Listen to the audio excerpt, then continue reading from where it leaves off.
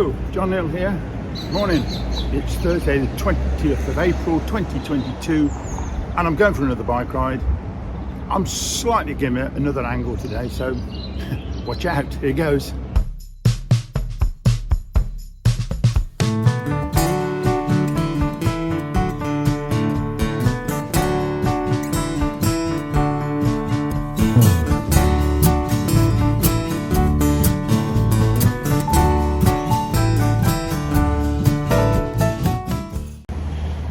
And the angle is sort of this.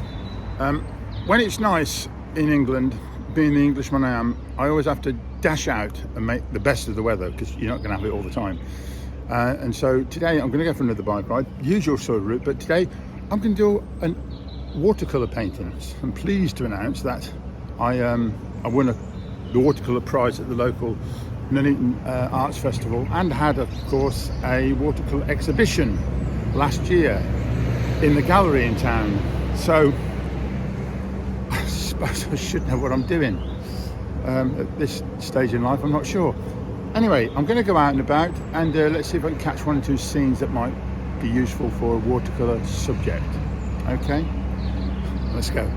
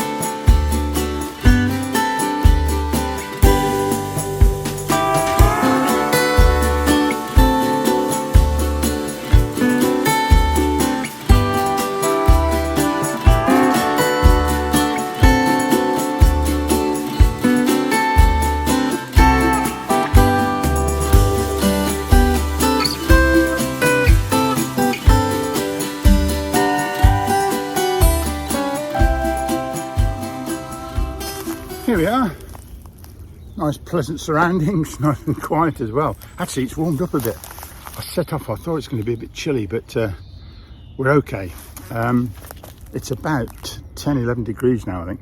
Anyway, look, a fishing pool. There's lots of these around in the area. I think they have various, I know nothing about fishing, but they have carping and all sorts, and people sit around, they pay good money and come here and fish, and very nice too. Now then, for a painting though, there are a few things I want. First of all, I think you need a subject. You've got to have something that immediately takes your eye in. And I've talked before about lines going in if you've got any. But you need a subject and place it possibly in the thirds. So from there and then across there. So it'd be there, there, there and there, right? If possible. Not hard and fast rule, but fairly much so. I'd like some foreground, so you've got some depth in the whole thing, and some textures. Now you've got great texture, you've got all the trees and the sky, and you've got the water and the pond, which is great. Now, the thing about painting is you can invent stuff. There is nobody here, it's actually closed, but the scene's great, and it's not beyond the wit of any artist. It's just a sticker a fisherman on one of those platforms over there, and indeed leave some stuff out. I see there's a white, I presume it's a boat. It's sort of upside down over there. I don't like it in the picture, so don't put it in. This is the joy of painting over photography. So let's take a few shots and see what we can do.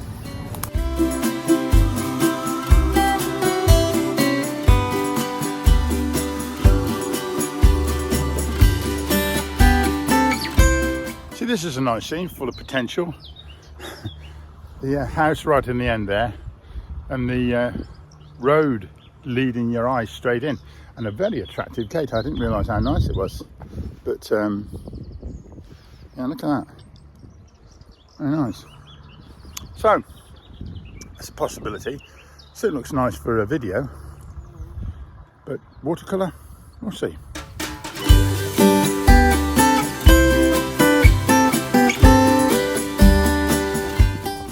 sight of a buzzard circling in the blue sky always lifts my spirit.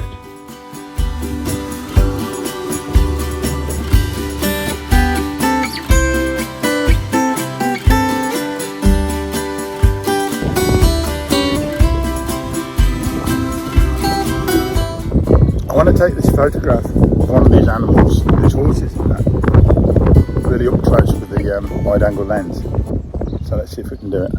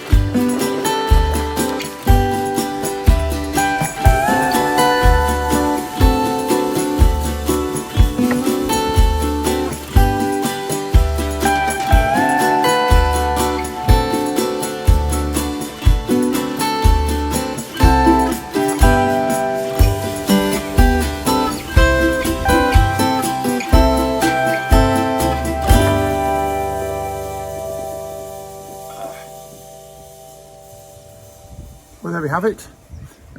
Let's see if there's any of those scenes that we can make into watercolour paintings.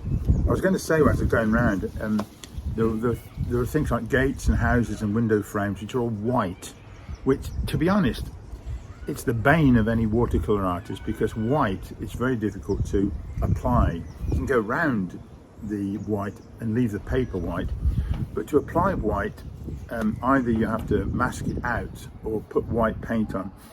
Masking's a bit of a faff, and white paint on seems sometimes to destroy the idea of what watercolour is all about. So anyway, thanks for watching, and have you subscribed yet? Come on, get on with it. Oh my goodness me, I don't know, what's the world coming to? Anyway, I'll see you in the next video. No, you'll see me. Get it right, for goodness sake.